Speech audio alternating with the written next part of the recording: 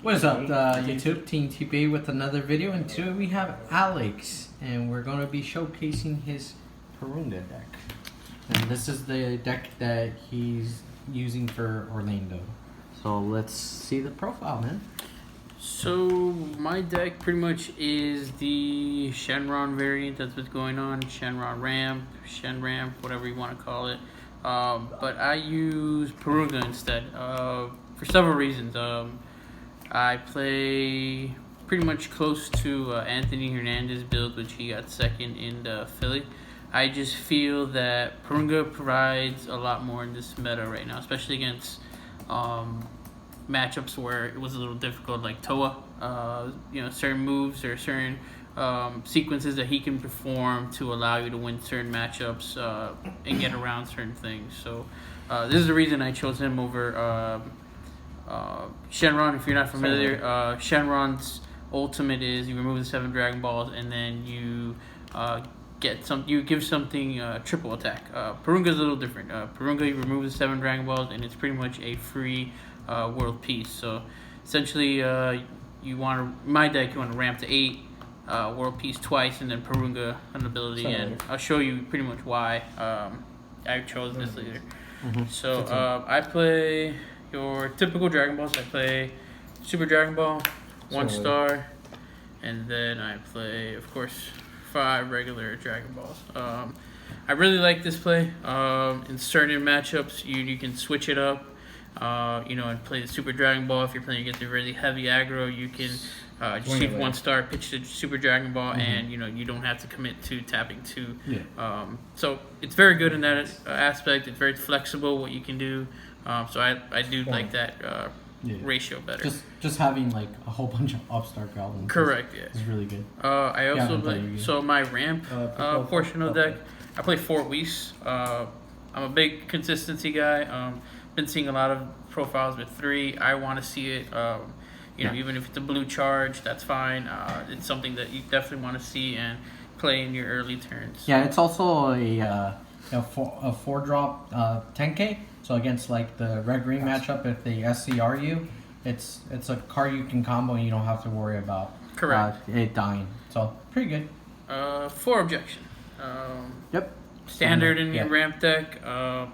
I think right now, if you're not playing 4, there's something wrong. Yeah. No, the objection in this deck is a 4. Your main in other decks it's usually a 3 up, but in this deck it's a mandatory 4. Correct.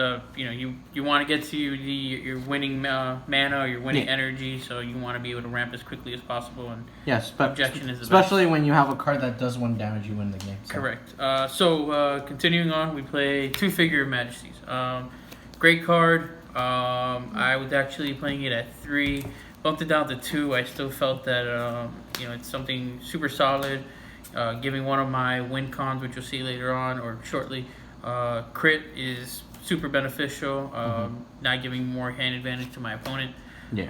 Continuing on, my personal favorite card next to my Victory Strike, Porunga, super great card now. So why do you like this card? It's a great board wipe. If you're able to get this out quickly, it's something that controls the board really, really well. It ignores barrier, so you're able to choose 1 of your battle cards and 1 of your opponents, and everything else gets shuffled back into your deck. So super good card to restart your opponent. Super good in U6, putting back cards back in their deck and just restarting pretty much the matchup. It gets rid of any card or battle cards or it actually gets rid of field cards as well. Something I actually just recently found out. Excuse me, I might be a little bad here, but Porunga doesn't specify battle cards when it removes everything from the field. So it also includes field cards. So like Mass Replication against the Masu is super good. Getting rid of Planet M2. Planet Sadala, stuff like that. I mean, probably we don't want to get rid of Planet Sadala, but just being able to remove anything is super good. Moving on, bread and butter of the deck, of course. 4 world piece. You want to see this card. You have to play this card at 4. It's what brings out your win cons in this deck. Mandatory 4 of. Do you still like running 4, even though your leader has a built-in world piece? Yes. Why not have 5 copies of the card that brings out your big boss monsters and essentially my turn win. I want to have 2 in hand with Porunga, so I definitely want to be playing this at 4 regardless.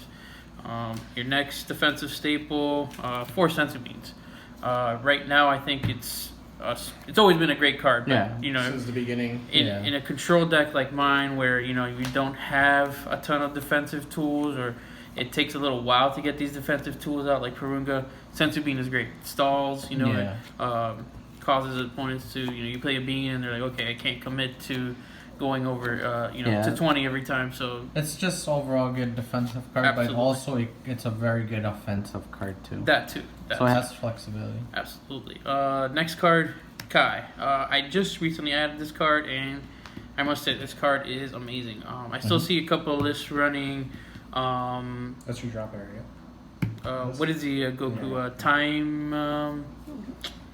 This is the 1-drop black. Yeah, the 1-drop black Goku. What's his name? The one that pops a 1-card battle card. Oh, Crisis Crusher. There we go. Crisis Crusher. I still name. see people playing Crisis Crusher. Don't know why. This card is, I just think, way better. You stop everything from that turn and you draw a card. And the reason why I think this is also better is because I play 2 power bursts, so I'm able to recycle this card in heavy aggro matchups where they're swinging with like intensifying trunks, just stuff. Pan stops a lot of stuff. It's a really solid card. Yeah. So being able to recycle this little tiny package here is really good. I also play 4 Whis Corrosion, so I am a little heavy on the negate side, but I feel decks that are running around now like Kaioken and just anything that resets your hand, you want to see a little more negates. And since I don't have access to any of the new negates where they activate in your drop area, I felt like I needed to go a little more on my main board with heavier negates. So I went with the 4 and 2. You can always charge the Whis and just correct, yeah. Staples, 4 super combos. Sparking, draw a card, nothing serious there. 2 Dragon Radar.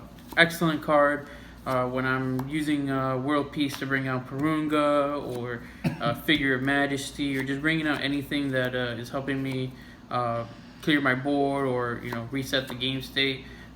It's great to be able to pitch or use them and then get them back with Dragon Radar. Or even if I'm looking for the draw power and I'm looking for certain stuff, be able to grab Dragon Radar or Super Dragon Ball. It could be a +1. Absolutely, yeah. Absolutely. Or it could be even more, depending on what you do with the radar. Next, we're going to my quote-unquote boss monsters, or my finishers. I play 3 Ultimate Fusion Gogeta.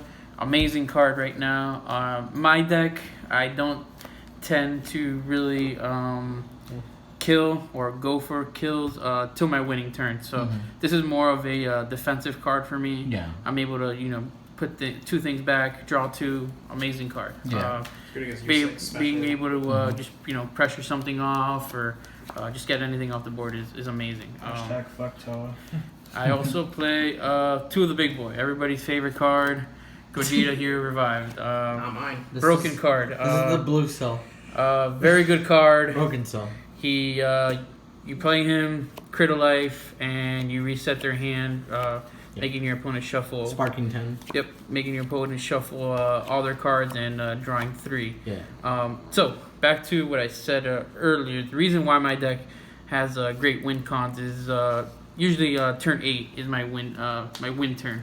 If I can somehow stall and it's not too difficult, only in certain matchups, my big game plan is bring him out. Getting you down to 3, and then world piecing in his favorite homeboy, Kaioken.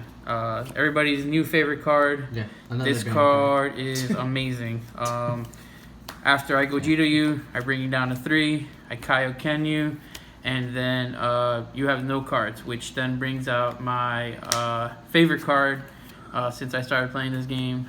Good old Victory Strike. Fuck Victory Strike. If you don't know what this card does... You can't run more than 1 SCR dog. Just saying. That Kaioken is an SCR card.